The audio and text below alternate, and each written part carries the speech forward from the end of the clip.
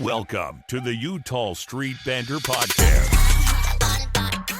Welcome, everybody, to another episode here on the Utah Street Banter Podcast. I'm Cody. Like always, with me is Elijah. What's up, man? How are you? I'm doing good. You know, I'm sorry, guys. I know if you watch this, I already know I'm going to hear it from my grandfather probably because I know Cody heard it the last time he did this. Is I'm not wearing any Orioles stuff. Yeah. Sorry. It's been a busy night, you know. You got a Pizza Planet shirt on? Is that what you were wearing? I sure do. Yeah. Toy Story. Love it. I had a busy night, you know, a lot of homework. I found out that I had to have a 90-page play read by tomorrow morning at 8:15 at 3 o'clock today. So. Oh, did you get it done? I have 3 pages left. Oh, yeah, it's done. Yeah, so it's pretty much. I know that it's a mystery, and I found out who the killer is. So, like, at that point, what else do you need? It's not a mystery anymore. Exactly. It's not a mystery.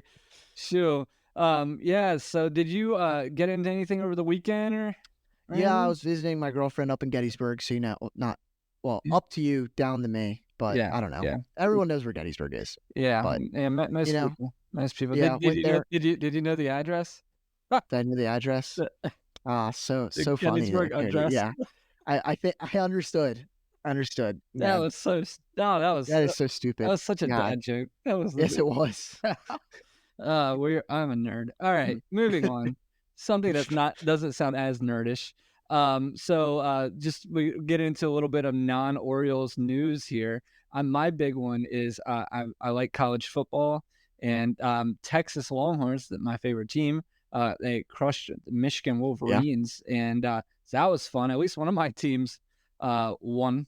Two teams did good two this of my weekend. teams, my NFL team, which is your NFL team. Oh yeah. Which, don't let us lose your follow, guys. But our favorite team is the Dallas Cowboys. And before you start saying anything, just remember we've struggled most of our lives. Like we didn't really live very much during the heyday. I've never seen us win anything. And the thing that I always say is people always try to ask me. So I go to school in Pennsylvania where it's plenty of Eagles fans, and their biggest thing is, how are you a Cowboys fan from Delaware? How does that make sense? Like, I don't know if this outsider is like, well, my dad and my uncle are, and my grandfather's a Commanders fan, so I'm assuming it was just they didn't want to be that. Just spite. Just out of spite. That's pretty much what I tell people. Yeah. And it's just that's the best I got for you. I don't know. It does. It's been awesome. I mean, you know, it feels like fall around here. I'm sure it feels like fall where you are. Yeah, it's definitely getting chillier. Yeah, you got that. It's football's starting, and then you're starting to get down to the nitty gritty in our baseball season, huh? Sadly. You know. Yeah. Well, I don't know, man. I'm about done with this year. This has been a stressful year as an Orioles fan. I mean, it sure has. One cool thing is that happened is Gunnar Henderson.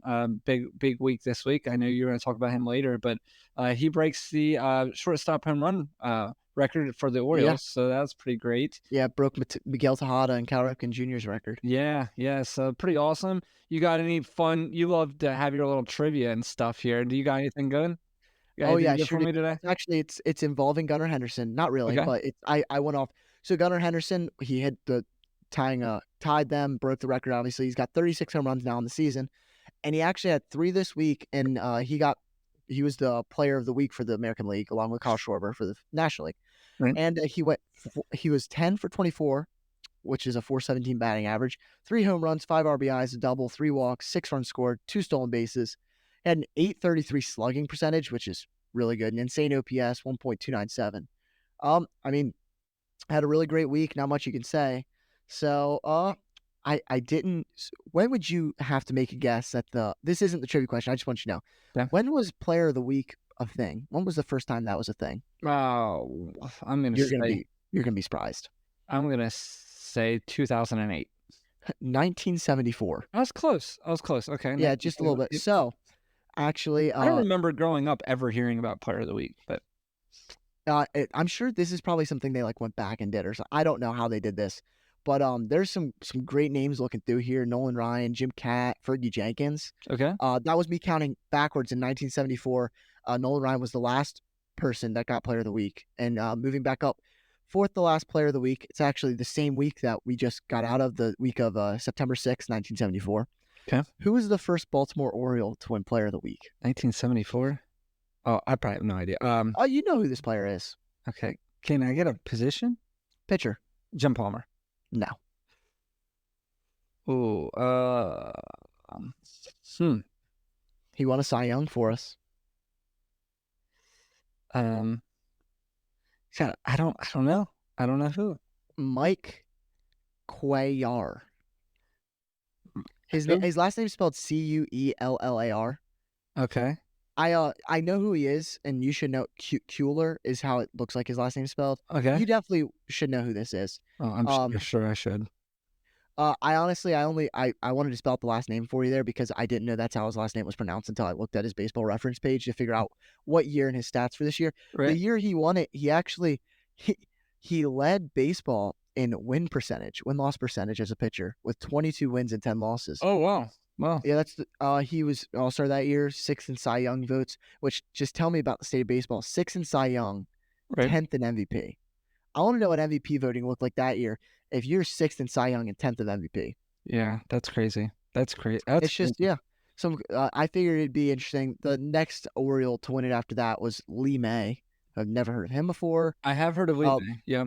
All the Don Baylor, Ken Singleton. A lot of people wanted that next year. Yeah. I mean, that's when the Orioles were really good. But yeah, I figured, I was like, you know what? When I was looking at this, I was thinking, like that, it's gonna be like Mike Messina or something. Yeah. Someone I didn't expect 1974 to be when it happened, but it like kept scrolling on the page. That's crazy. That's crazy. Yeah. I would have thought it would be a bigger name than that. Does that sound bad? Yeah. Well, you also got to think player of the week. I mean, that's true. People get hot, right? People get hot. Exactly. I mean, here's to prove it. Let me just go look at this year's player of the weeks. Josh Naylor was a player of the week. Jose Miranda was a player of the week one time. Tyler O'Neill, Bowden Francis. Like these are people that in 20 years, who is Reese Hines, Cody? Oh yeah, it's Reese Hines. Yeah, he's stud. You know what I mean? Just a stud. So talking about not getting hot, I don't want to talk about this. We can jump into our Orioles here. I do want to point a couple things out before I jump in too deep. I'm just looking up here. What's your Orioles heyday? Can you give me like what year when you think of amazing Orioles teams? What year would you jump to? 2014. Okay, I agree. Do you know what our record was that year? I know. I don't believe we had 9. I don't think we were above 92 wins. 96 actually. Oh, really? Okay, I did. 96. I thought it was that we didn't have as much that year. Okay. Yeah, 96. Here's a crazy thing is, so 96 wins is not that far. We're not getting 96 this year, right? We could. It's not possible. It's yeah, but it's not that far ahead. I mean, what are we at? 83? 81? I can't remember. We're at 82 right now. 82 wins. So, before we jump in and we talk about look at some box scores with everybody, I'm just going to try to keep everybody from jumping off the bridge here and tell you that it's kind of like one of those things where it just seems like we just keep getting hit with negativity, which deservingly so. But it's one of those things where it seems like we lose 2 and win 1. You know what I mean? Which is keeping us there. We're not really going to those 7-game losing streaks. You know what I mean? 5, 7-game losing streaks like the Royals just got over. So that's one of those things where, So I still think it's easy to look at this and really feel down in the dumps about everything. But it could definitely be a lot worse. 100%. You know what I mean? So but anyway, I'm not, like I said, I'm not taking anything away or, making any excuses. I just want to, before I get into the box scores, is just hit that. Now, let's jump into the box scores. So we're going to go to the last series, which is the Tampa Bay Rays series, which was on September 6th. Shoot, my throat. September 6th. The big story here, obviously, it was that Cal Ripken Jr. was the splash guy for this game. The other big thing is that's the game we won over the weekend. We win 2-0 off a stellar performance of Dean Kremer. Came back, pitched 6 innings. He went into the 7th. He was doing great. He actually, big news here. So he goes into the 6th. He's still on a no-no through most of this game. But through 6, he gives up 2 hits, walks 3, strikes out 7. Now, the big news in this game was when he came out, He came out in the 7th inning, and there were bases loaded with no outs. Okay, and then Cano comes in and gets out of the game, strikes out the two to get the first and second out, and the next guy pops out to get out of the inning. Pretty awesome for him to be able to do that. Kramer pitches great. Like I said, I kind of understand why Haig left him in there because his pitch count was so low because he was throwing, like I say, he was on a no going through it. I mean, he goes through the 7th, gets into the 7th inning, and then, like I said, gives up the bases loaded. Yeah. He still only threw 88 pitches in the whole game, so didn't even get to 90 pitches. So Hyde was trying to, let him stay out there. Love that. Henderson hits his 36th home run in this game. The annoying part for me is we only get 4 hits. We face Shane Baz, who's good, but we don't, like I said, we only get 4 hits. And then the other issue I see in this game is we have 3 errors. It's just the errors just seem to be piling up on us right now on a team that last year we really, did great with. Yeah. So, but super frustrating there. And then we'll jump on to Saturday where game 2, Eflin's pitching, which I really thought like that was a gimme win. Like I was, when I see Zach Eflin on the mound, I feel like we've got a pretty good chance to win. And we just never got anything going. It seemed like we lose this game 7-1. Pepio pitches for the Rays, who's actually pretty decent. I mean, he was 7-6 going in this game. He wins the game, so he was 8-6. But Eflin goes 5 2/3, gives up 3 earned. The big thing though is the 8 hits, and only the 4 strikeouts. Gives up 2 home runs. Gives up 2 home runs. Gregory Soto comes in, gives up 2 runs, 1 earned, and then Kimbrel comes in, does what Kimbrel does, also gives up another run. But super frustrating. Mullins hits a home run in this game. Just, I don't know. I mean, just not a great game. It's sort of like, that's like the story of how the season's going. That game is. You know what I mean? For real. Just not many hits. Pitchers can't do what we need them to do. And then to finish the series out Sunday, we have Corbin Burns on the mound against the Rays, who are a beatable team. And we've been playing well against the Rays this year. And then we lose to the Rays. Burns gets the loss. He moves him to 13-8. Not much happening here. He goes 6 innings, gives up 2 earned. Like I said, you should win. I get it. Burns is going to give up 2 earned almost every time he goes out there. We've talked about this, but you need to be able to score by 2 runs. I mean, the thing I'm nervous about is he only strikes out 3, walks 2.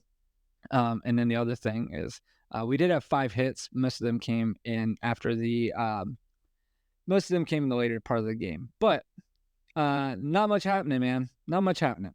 No, not at all. It's one of those things where it's just not a lot to get excited about. If you want to have somebody to get excited about, it will be Gunnar Henderson. He wins Player of the Week last week. But other than that, I mean, what you got? You got any positivity for me? You know what? The closest thing I could find of positivity during all of what you said. Yeah. You were talking about errors and said, this season it seems like there's a lot more errors. So far, we've only had 4 more errors this season than last year. Does that make you feel better? The whole year of last year, though. It's only like 15 more games, 17 more games, something like that. I mean, what if our defense just saw? See, this is really where you see the problem at. And you have Gunnar Henderson has 23 errors this year. James McCann and Westberg have 7, and then like Arias has 6. That's kind of where it goes. You were last year. We only had 2 people above 6. Really, Mateo and Henderson. So it's like, that's completely off of all the games, but that's because I don't want to talk about us losing that much. Like we did bad, and I kind of want to just move on. Yeah, and then I don't know what else to say. No, I get it. And the other issue right now is the Orioles lose Monday night to the Red Sox, so that's just another loss to begin. Hey, what was the score of that one too, Cody? It's 10-3, 10-3. But I'm pretty sure. Did it finalize? It was 12-3. 12-3. I'm sorry. My computer didn't update. 12-3. So that's another frustrating one. Cade Povich pitch. I never feel like we have a chance when he's starting. He's 2-8 now. He comes in and he pitches 4 2/3, gives up 4 earned, 2 home runs, strikes out 5.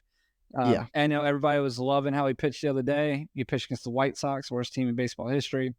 Then Burt Smith, I don't know what's going on with him. He's lost his touch. The Burt Smith experience is over. Gives up 4. You know what other experience is over? Kimbrel comes in and pitches an inning, gives up 2 earned. Cole Irvin comes in, pitches an inning, gives up 2 earned. I'm just so done. I'm so done with Kimbrel. I don't know why he's still on the team. I don't know. If literally any other player on our team does that bad, they're not on the team anymore. It's crazy. And then you're using Cole Irvin as a like a position player pitcher. I mean, and you know what? This is also what makes me mad with this game. If you're down, what was it? By the time Kimbrel came in, we were down by 8+ runs. Just send in Irvin for the last 2 innings. No matter how much runs he gives up, he can just do like. Yeah. The one of the frustrating parts I had with this game was, in the first inning, we score 1, but then we have bases loaded, 1 out. Bases loaded, 1 out. Adley Rutschman, man on first, second, 1 out. Adley Rutschman hits a base hit to the right field. We hold up Santander at third base. So now we have bases loaded, 1 out. Okay, then Jimenez comes in and strikes out. Cowser comes in. They throw a changeup like they always do to Cowser, and he strikes out. That's how they get out of the inning. Just very frustrating. I mean, you have just a pop fly, literally anything. When you see like the good teams right now, when you see them get base loaded, 1 out, they're getting 1. They're gonna pop 1 up. We're gonna hit a pop fly to left field, score 1. Yeah, it's just so frustrating. God, it's frustrating. But so we had 6 hits in this game. Red Sox have 15. We had another error. Henderson made the error. Of course he did. So is that his 20? This is 24, but he only had 24 errors on the season. No, he must have, because the thing that I was looking at was 23. 24 errors. That's ridiculous. I mean, remember when he went through the 2 or 3 week stretch? And he at least had 10 that week. God, that's what hurts him. That's crazy. 24 errors on the season. That's a lot. God, that's crazy. So I guess if you want a bright spot here, Henderson went 2 for 5. I mean, I don't know. Bright spot. He's third in errors in baseball. Who? Henderson? Yeah. Who's first? O'Neill Cruz and Ellie De La Cruz are first and second, which makes sense because they're all young gods. Well, they're also 15 feet tall and don't know how to use their body. Yeah. But yeah, so Santander did hit a home run here. That's his 40th of the year. But man, so like I said, but you can hear me kind of getting frustrated, but I'm gonna, like I said, we're not out of this. Thank God. The one thing I want to talk about, since we were talking about Adley Rutschman, though, one thing I've learned from this past week is that Adley is not back. I don't know. Is this what do you think? Is this a bad season? Is he overhyped? What's going on? I don't think he's overhyped. I think it's definitely. It's been a bad year, and this is, I think, the problem too, is that he's still an above average catcher offensively and defensively. He's not what he's supposed to be, but he is still playable. He's not Adley Rutschman this year. And the only thing that does scare me is that since coming up, his rookie year was really good. Really good. Should have won Rookie of the Year, but he had J-Rod and win it, but he was also just amazing. Yeah. And then last year, he was good. He was very good, but not as good as he was the year before. And this year, he's even worse. It's a slow decline. And the thing I'm getting worried at is that as great of a catcher as he is in certain statistics, he's not great in like framing and stuff like that. Mm-hmm. As good as he is as a catcher, his stats his batting stats when DHing are so much better than catching. I don't know if it's that with the amount of injuries to the pitching staff or something, it's putting stress on him with play calling and getting behind the plate. It's so much extra work that it's hurting his plate when he's up at the plate. Right. I don't know. I've never been a catcher. I don't know how that feels. He's not struggled with it before, but I mean, he's also probably not called as many different pitchers before this year. True. It's one of those things that do we need to re-sign James McCann at the end of the year, which I think we should do anyway, and have Basayo come up whenever he's ready, obviously, and then have 3 catchers. So maybe Adley catches once or twice a week, and James McCann's catching most of the games, and it's kind of more James McCann is platooning with Basayo, and Adley's DHing more. Is that what's going to have to happen? Yeah, I don't know. I think Which if that happens, that screws up everything. What do you do with Kerstad? right. What Right. do you do with Santander? What do you do with O'Hearn and Mountcastle? Like, Yeah. Yeah, I don't know. I am a little nervous, and this is a serious thing that people will disagree with me on. I'm nervous that he's going to be a Matt Wieters. That's what I'm nervous about. I remember back when Matt Wieters was a decent catcher. He was, he's a starter. He was an MLB starter. That's what Matt Wieters was. he was an all-star for multiple years. Yeah, Matt Wieters was not a offensive juggernaut. He batted seventh. Yeah. So that's like what I'm saying though is I think when he came out of college and we drafted him, I think they thought he was going to be what Gunnar Henderson is right now. Yeah. But you know what I mean? So maybe that when I say overhyped, I think that's what I think. I think he is overhyped. Was overhyped. I think that doesn't mean I think he's a bust. I do not think that. I think he's our starter catcher. I think he's our starting catcher for the next 6 years. I think he'll go through hot streaks. I think he'll go through cold streaks. But don't make I don't want people to think that I think he's trash. That's not true at all. I just think that he's not gonna be the cleanup hitting catcher. You know what I mean? Yeah. Which that's fine. I mean, we just got to know that and be okay with that. And I think obviously I don't think you could be right. I mean, I don't want you to, but you definitely could agree. be. I don't want to be right. No, and I know you don't want to be right either. Yeah, I don't want to be right. And it's just a thing that this very well could be just an off year, because even if you look at last year, like last year he was not great last year, and I'll be the first to say he was probably still the best catcher in baseball, and he wasn't. We don't think he was at his potential last year. Right. That's how good he was though. But it's his numbers this year. I mean, his batting average has gone down from last year. His on-base percentage, slug, everything's gone down. Right. And I don't know why that is. I there's got to be a reason. I'd have to assume there's a reason. I think it's just people are learning him. You know what I mean? Like, and that's definitely the case. I think people see that a lot of time. Maybe you have, like, people call it like your sophomore slumps. Yeah. He definitely didn't do. I guess looking at his stats, he did do kind of as well as he did his first year, and that maybe that's unfair of me to think that he needed more. Yeah. And if he can play like he did last year, he is still at an elite position like catcher, would be one of the better catchers in baseball. He doesn't need to be. I don't even need him to be that. We just need him. I mean, obviously, he needs to be a starting catcher, which I'm okay with. And that's why I'm saying I think next year you could maybe see him play less catcher. I think if Basayo comes up, it's definitely going to be interesting to see if they prefer Basayo. If it's more, maybe they're just waiting for Basayo to come up and it's like a 50-50 split catching. Yeah. So because that's kind of what McCann's almost done this year too. More like later in the year. So Basayo has been crushing it in the minors this year. Here's my only problem. So Basayo this year, I'm just going to talk about. Let me pull this up real quick. Yeah, this year. Okay. So he has 18 home runs in Double-A, or 16 home runs in Double-A, and then 4 home runs in Triple-A. No, 16 and 2. So 16 home runs in Double-A, 2 in Triple-A. So his power's there. That's legit. Here's the issue: is since being in Triple-A, he's hit 44 times. He's at bats, 44 at bats, and he's batting a 159. But I will say in Double-A, he was batting a 289. Really kind of makes me nervous when you see that, because we already see our guys that are batting like a 500 in Triple-A come up and struggle.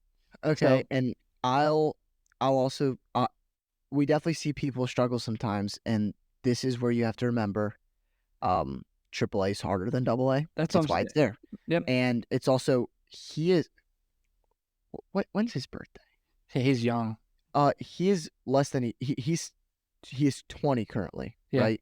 Mm-hmm. He just turned 20 last month. He is less than a year older than me. Yeah, but he's very young. Same age as Jackson Holliday. Yep. And that's not me knocking Sammy Basayo. That's also, I mean, that's giving credit to Jackson Holliday, but Basayo's also in AAA. And this is my thing. He's not going to come up to the MLB this year. Nope. He's probably, I wouldn't be surprised if he goes all of next year without coming up to the MLB, because he's 20. He's a kid still. He's still got to get used to it. Yeah. It's all according to what they, like I said, like you said, what they do with McCann. Yeah. Who's your player of the week last week? Did you just pay attention to Yeah, what I wrote I down? just saw what you wrote. That's funny. Yeah. Cody mentioned it earlier. So this week was so bad. I don't know if you noticed when he was going through the box scores that we scored 3 runs in one series against the Rays. Yep. And it's not like the Rays of like 4 years ago when their pitchers were they had the best pitchers on planet Earth. So Cal Ripken's my player of the week for being Mr. Splash for a day. That's funny. Well, Yeah, that's the best I got for you. All right. Well, my player of the week is Gunnar Henderson. And I couldn't take Gunnar because you already took him. I obviously would have done Gunnar. I got you. Obviously, he's the only one that did good this week. You're absolutely right. He was our offense. Gunnar, his batting average for the week was a 417. He had 2 home runs, 2 RBIs because nobody's getting on base in front of him. Like I said, he had 10 hits in his 24 at bats with 2 doubles, only 6 strikeouts. Really great. He had 2 stolen bases. He was your Orioles of the week. You know what I mean? The entire Orioles. The American Player of the Week. Yeah, he is American League Player. Yeah, I mean he did great. Yeah, so that's what I got. Yeah. I mean, I think that's a no-brainer. Yeah, that makes sense. Before we move on, I want to kind of go through some recent transactions, some updates on our injured players and stuff like that. All right, let's do it. Just to make us maybe feel better. So I doubt it. I doubt I'm going to feel a lot better. Heston Kjerstad's back. He's on a rehab assignment with Ironbirds. I do feel better about that. See, that makes. And then we re-signed Terran Vavra after DFAing him. Okay. Which he's a guy that I like to have in the organization because he can kind of play everywhere. He's a good guy to. If we hadn't DFA'd him already, just because we had to send him down, I think he could be on the team now. Like you could see him come up at some point this season. I think even at then. And then here's some updates. I'll go back for a couple days. So on September 6th, it was reported that Ramon Arias is progressing, and he said he's confident that he'll play again by the end of the season. That's good news. Yeah. Danny Coulomb had a AAA rehabs. Was it Wednesday? Mm-hmm. Yeah, he'll pitch on Wednesday. So that's 2 days from now, as of Monday night. My days are all mixed up. Oh, you're fine. Yep. And then, like I said, Kjerstad, he's going to be back. He went 2 for 5 on Saturday with a walk and a run. So that's good. Yep. Westberg's been spotted fielding grounders. So that's a good sign. Yep. Mountcastle will return soon. Yeah, before we don't know when, but soon it seems like. And Rodriguez could face hitters at some point this week. So here's something positive, I guess. All right. So would you say this is what I think? I think last year they worked their butt off to win the division, which is what we hope happens this year. But everybody was playing like every day. You know what I mean? Yeah. So like we were really blessed to not be injured very much, right? Except for Felix, obviously. This year we're gonna go into the playoffs with guys with what? I don't know, 20% of our roster who hasn't played in 3 months. Not really. That might be an exaggeration, 3 months, but not the 20%. The 20. So, I mean, you're going to have, like, Grayson, you got to expect, maybe, hopefully not rusty. Hopefully it's fresh and not rusty, right? Well, if I had to assume, especially the pitchers, they're going to try to get them in it all depends, I think, where we are. Because if it's like last week of the season and going out to that Yankees series, if it seems like maybe after that, for the last 3 game set of the year, if we're the division's done, it's not ours, and we've solidified the number 1 wild card spot, though, I think you see they, instead of having rehab stuff, they just bring everyone up. Yeah, like Grayson, that he can make a start right before the playoffs, something like that. But this is also my thing. I know we have a lot of hurt people, but there's one positive way to look at it. We cannot possibly do worse in the playoffs than we did last year. Yeah, you're right. You can't lose more games. You can't lose. We lost the same amount. You can't. The only way you lose more games is if we win games. Yeah. Make it to another series. You're right. So I don't like. This is my thing. I know people say that sometimes, you win the division, you don't do good, but I don't know if it really matters anymore. Yeah. So I mean, yeah. It's just when we started this podcast back in February, if I would have said, "Hey, Elijah, will you take 89 wins and make the playoffs, but you're going to be a wild card. Will you take it?" You say, "Yep." No. Yeah, you would take it. Obviously I'd take it, but I'd be unhappy with it. Yeah, I mean, Whereas I'm okay. I've come to terms with our season this year. But okay, so if I said, all right, at the beginning in February, if I said, Elijah, we're going to not have Westberg, Mountcastle, Mullins for a little while. You're not going to have your best pitcher that you traded for, except for Cole, Corbin. I mean, Corbin. you're gonna not have like five pieces of your bullpen. Well, you have 4 pieces of your starting rotation. And the starters, they're not just done for a little bit. They're done done. Season most of next year too. Yeah, they're done. Yeah. And you can just keep going. You see where I'm going. And I said, do you? But you still make the playoffs. You go, there's no chance we make the playoffs. Yeah. No, that's where I'm at. Where I feel like at this point it's what could have been. Yeah, I know. Because we are 1.5 games behind the Yankees, who have 2 top 5 MVP candidate finishers on their roster. And they really only have 1 or 2 bad spots on their roster. And not other than Garrett Cole, which I understand. Garrett Cole, he's an individual injury bigger than any injury we've had all year. Right. Easily.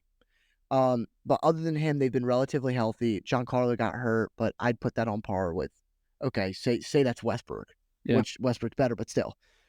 If you said we were still on pace with them, I wouldn't know how, and I don't know how we are with how we've played. I feel like every week we get on here and talk about how we've been doing bad and we're losing, but then here we are. I don't understand how it's possible. I agree. Well, jumping in, so we did a little bit of predictions today of how we feel the season's going to end, stats wise or standings wise. So I'll give mine really quick. I think we win. So what's the standings right now, Elisha? Do you have that pulled up? Right now we are 82-63. Okay, 82. 1.5 games behind the Yankees. 82-63. I think we finish 89-73. I think that we will only win one more series, not sweep, just win one more series. I think we win the series against the New York Yankees on the 24th, 25th, and 26th. We're not going to all 3 of those games. Just pick 2. That's what I think. I think they'll come out ready to play against one of them, and I think the Yankees are struggling just like us. That gives me a chance. I don't have a ton of. I don't know if you can hear it in your background, but I got a train going right by my place right here. So I'm sorry, but can't really do much about a train. But anyway, but yeah. So I don't think we win a series against the Tigers. We play them twice. They're hot right now. They're crazy hot. The Giants, we could, but I just don't feel it. So we're going to say we win 1 out of those 3. And then we play the Tigers again. But the Twins could be another one at the end of the season. I just didn't want to say that we sweep them because if we're out of the division, I don't think we play everybody. You know what I mean? Yeah. No. I definitely could see that. Yeah. Like they just kind of play Levon Soto. Yeah. Stuff like that. Yeah. No, and I had us at 91-71, which is just 2 more wins. But really, when you look at it, 2 more wins than what you gave us is us winning more series than we lose for the rest of it. This is how I have it, though. Red Sox, we win 1 game this series if we're lucky. This looked terrible tonight. I think I think we'll win a series against the Tigers, and we'll win the series against the Yankees, too. I definitely think that. Maybe, I don't think we'll pull off 2 series against the Tigers, and I think we could maybe beat the Twins. I'll say it here first. We're getting swept by the Giants. We're not going to do good against the Giants. The Tigers are hot. The Giants are hot. Yeah. It's not good. Especially, it'll be our luck. We'll go up against their 3 best pitchers, something like that. Logan Webb's going to throw a no-hitter or something. It's just Webb and Snell. Webb and Snell. It's just, I don't know. It's going to be hot and cold somehow. We'll get swept by the Giants. We'll probably go back-to-back series getting swept by the Giants and Tigers and then sweep the Yankees or something stupid like that. Yeah, so like I said, that's our predictions. I mean, like I said, 89 wins, 73, or your 91 wins, 71. Isn't very far off of that 2014 best years of Orioles baseball. Not best years for you. My best years is like 1997 to 99 for me. You know what I mean? Like the Brady Anderson era. You know what the problem with all of those seasons are? We still never won a World Series, do we? Nope. Or make it to the World Series. So I gotta love that. Nope. So that's the one. Did you see either? Did any of those teams even make it to the championship series? I can't remember. Yeah, I mean, I've seen one. I was 7 years old, but I played wiffle ball like them. You know what I mean? And I played. So you lost. But yeah, so we'll see. Like I said, we have high hopes. We're a young Yeah. team. I have high hopes for this year. I have high hopes for next year. Yeah. I have high hopes for the year after. I'll end it on one good thing real All quick. right, give me a good thing. Let's end. So Katie Griggs is the Orioles' new president of business ops, and I'm really excited about that. Really. Did you see what I'm talking about? She No. said there's going to be possible changes to Camden Yards in 2025, such as the video board and sound system. Thank God. She sat in 16 locations across the stadium and trying to get a feel of the stadium fan base and everything. And more upgrades are coming, but they'll just take longer. Yeah, I could not be more excited with that move on getting her. She was with the Mariners, I believe, prior. So she did a lot for them. But yeah, so really excited for that. Really excited to get our Camden Yards like more modern. Not modern to where it's not classic. I like that. But modern to where I can hear what they're saying. You know what I mean? Real. So, and the video board that needs. Well, I don't need a new video board. I just need all of the stuff that's not digital to be digital. That's what I need. I don't need an advertisement banner that stays there the whole year because we can't change it. I don't like that. But anyway, so you got anything else for us, Elijah, before you sign off? No, I'm just gonna say that you were right. She did used to work for the Mariners. Good job. Boom. She also used to work for Warner Brothers. What? Oh, really? So she might bring like the Animaniacs to maybe Camden Bugs Yards. Bunny. That's not that. I guess Warner. Yeah, it is. WB. My bad. Yeah, it is your bad. All right, guys. Well, we can't thank you enough for joining us on another episode here on the Utah Street Banner. We pray and hope that next week we are way more positive and have way more better news to talk about. Good news is we are still on our way to we're on a playoff run, so we be excited about that, right? And but make sure you follow us, like us on we're on Facebook, we're on Instagram, we're on X, subscribe on YouTube, and we're on Apple Podcasts and Spotify like always. But until next week, I'm Cody, this is Elijah. Thank you guys. See ya.